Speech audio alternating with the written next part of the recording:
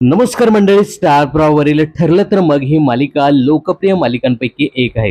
या मालिकेत नेहमीच नवनवीन ट्विस्ट पाहायला मिळतात। असाच एक नवा ट्विस्ट मालिकेत लवकरच पाहायला मिळणार आहे, कारण एका नव्या पात्राची या मालिकेत एंट्री होणार आहे। तर नुकताच या मालिकेसंदर्भात एक प्रोमो समोर आलाय, ज्यामध्ये सायली अर्जुनला एक लॉकेट सापडतं।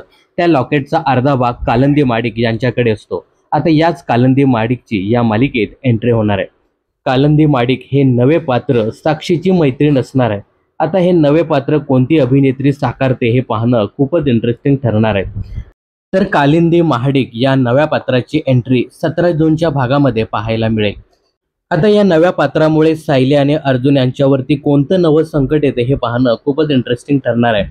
आणि या नव्या संकटावर ही जोडी कशी मात करतं हे सुद्धा पाहणं रंजक ठरेल।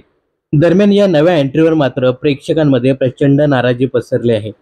एक केस संपायला किती वर्ष अजून लावणार, किती नव्या नव्या पात्राची एंट्री करणार, एकदा काय तो या केसचा निकाल लावा आणि ही मालिका बंद करा, अशा बऱ्याचशा कमेंट्स सध्या पाहायला मिळत आहेत।